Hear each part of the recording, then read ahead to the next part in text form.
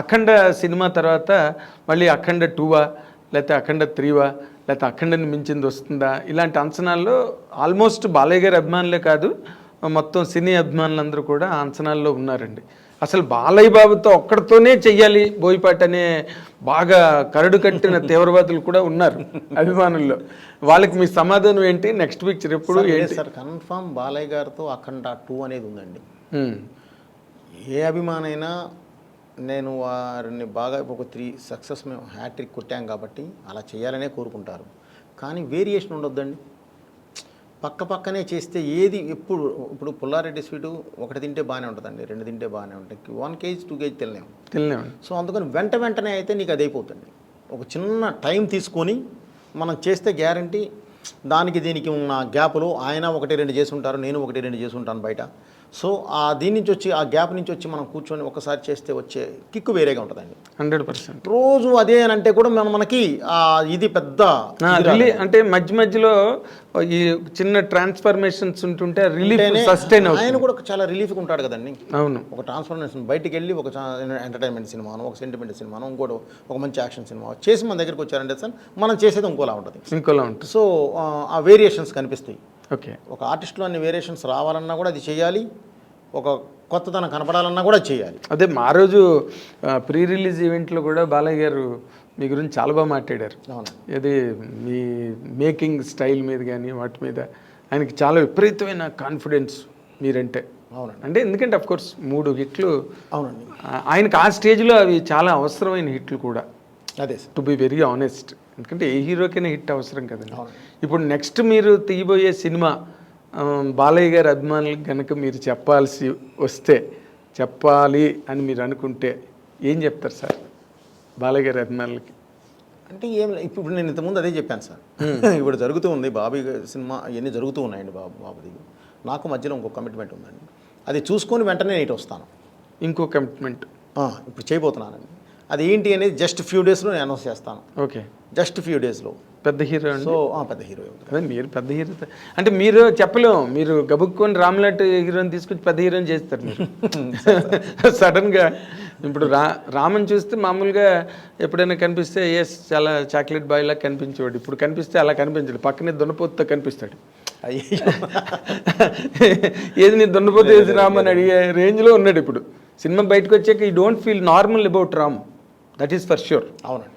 స్కంద చూసి బయటకు వచ్చిన తర్వాతే సూపర్ కరెక్ట్ అండి. అది ఆ ఇమాజినేషన్ మారిపోయింది రామ్ మీద. అండ్ అతనికి మీకు షూటింగ్ టైంలో ఎట్లా ఉంది సార్ ఇంటరాక్షన్? సార్ చాలా హ్యాపీగా ఉంటుంది సార్. అసలు చాలా హెల్దీగాను హ్యాపీగా ఉంటుంది. ఓకే. అసలు ఇది ఉండదు, బ్రహ్మాండంగా వెళ్ళిపోతుంది. ఒకటే సార్ మనలో క్లారిటీ ఉండాలి, టెక్నీషియన్లో క్లారిటీ ఉండాలి. టెక్నీషియన్లో క్లారిటీ ఉంటే ఇంకెవరు ఇది ఉండదండి, చాలా హెల్దీగా వెళ్తుంది. అవునండి. అంటే సార్ మీరు ఎంత ఇతమిద్దంగా నిర్దిష్టంగా మీ సినిమా చిత్రీకరణ విషయంలో ఎంత పట్టింపుగా ఉంటారన్న దానికి నేను విన్నానండి. నిజమో కాదు నాకు తెలీదు. సరైన సినిమా అసలు అరవింద్ గారికి మీరు చూపించలేదంటగా ఆఖరి వరకు ఎవరో అన్నారు. ఎవరో అనడం కాదు సార్, నాకు ఏ రోజు సీన్ నాలో చూపించడాలు కొంత అయిన తర్వాత వాళ్ళతో అది నాకు అసలు అలవాటు లేదండి. నేను ఒకటి ఫిక్స్ అయ్యి కరెక్ట్గా ఇది అయిన తర్వాత నేను ఫైనల్ ఎడిట్ పర్ఫెక్ట్గా చేసిన తర్వాత కూర్చోబెట్టి చూపిస్తాను సార్. మీకు ఏమైనా డౌట్ ఉందో చెప్పండి, ఇప్పుడు నేను చేద్దాం, ఇబ్బంది లేదు. ఓకే. ఆ రోజు నేను చూపించినా కూడా మీరు గెస్ చేయలేరండి. ఏ సీన్ కాని సీన్ ఎప్పుడు చూపించినా బాగానే ఉంటాయి సార్. అవును.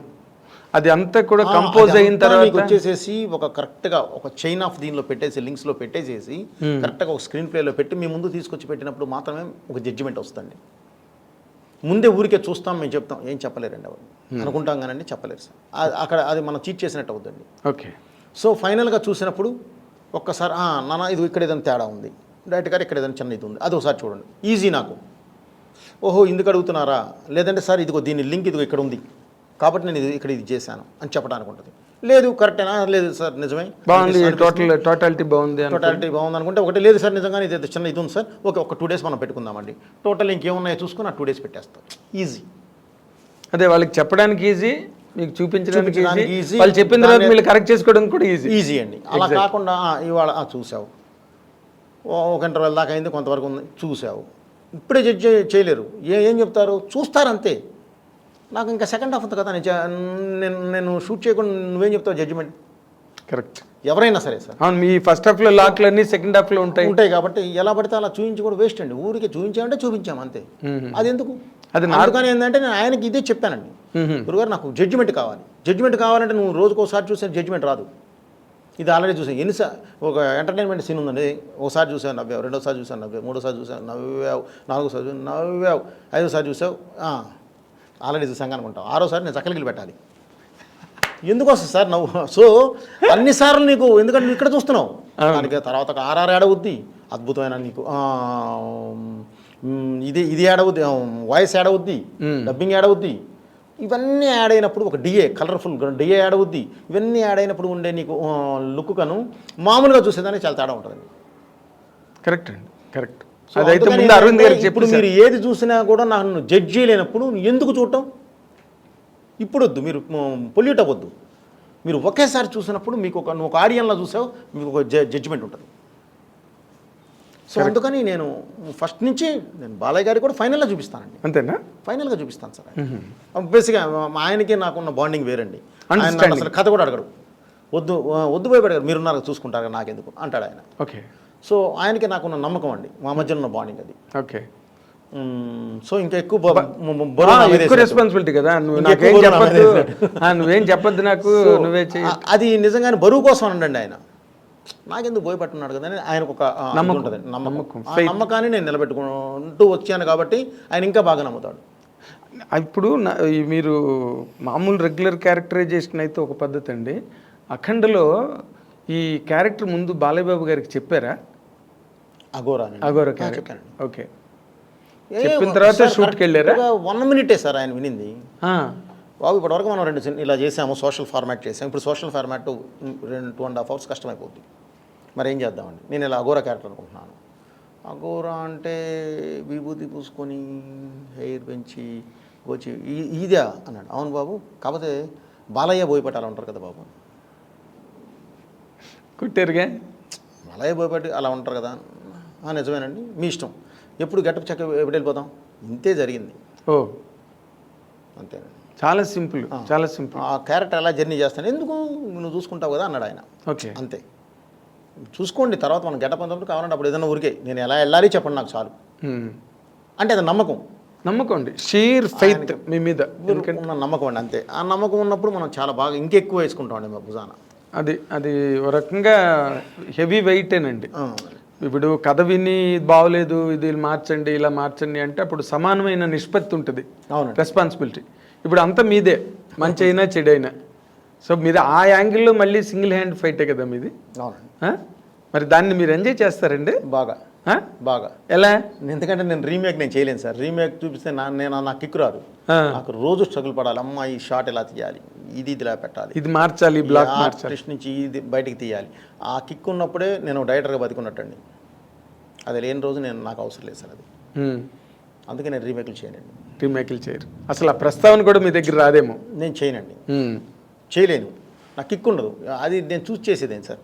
మరే కరెక్ట్, నేను అది పెద్ద ఇబ్బంది పడతాను. నేను రీమేక్లు మధ్య బాగా డిసప్పాయింట్ కూడా ఎప్పుడు రీమేక్ ఈజ్ రిస్క్ అలా అని కాదు సార్. నేను వాళ్ళతో చెప్పట్లేదు, నేను ఎవరితో సినిమాలే కూడా నేను రీమేక్లకి వెళ్ళాను సార్. ఎందుకంటే ఆల్రెడీ చూసిన సినిమా సార్ అది. నేను సో కొత్త పాయింట్ ఆఫ్ వ్యూ ఏదైనా ఉంటే నేను చేస్తాను ఆ రీమేక్లో కూడా. కొత్త పాయింట్ ఆఫ్ వ్యూ దానికి ఇప్పుడు నేను చేసిన దానిలోనే నాకు భద్ర ఉంది, సెకండ్ వెర్షన్ ఉంది, నాకు నేను చేయగలను. ఓకే, భద్రకి సెకండ్ వెర్షన్ ఉంది, కానీ సెంట్రల్ పాయింట్ అదే ఉంటుంది. ఆ సెంట్రల్ పాయింట్ మార్చాలి, మారిస్తే వచ్చేస్తుంది మొత్తం కొత్త కథ వస్తుంది. ఓకే, సింహ కూడా అలాగే ఉంది, తులసికి లేదని సింహాకు ఉంది అలాగే. ఇదే ఉంటుంది, సెకండ్ వెర్షన్ ఉంటుంది. సెకండ్ అంటే అదర్ వెర్షన్, ఇంకో రకంగా కూడా తీయచ్చు సినిమా. ఓకే, అదర్ వెర్షన్ అలా ఇంకేదన్నా నేను వెళ్ళినప్పుడు చేయగలను. కాదు సార్, దాన్ని ఎవరు డిసైడ్ చేస్తారు? మీకు మీరే డిసైడ్ చేసుకుంటారు కదా 2 వెర్షన్స్ ఉన్నప్పుడు. అంతే కదా సార్. అమ్మ మీరు మామూలు కారండి కాదు సార్, ఎందుకంటే అది మా ధర్మం సార్. అది ధర్మం ఏంటంటే సార్, ధర్మం ఏంటి తేడా వచ్చిందంటే గొప్ప పగిలిపోతుంది.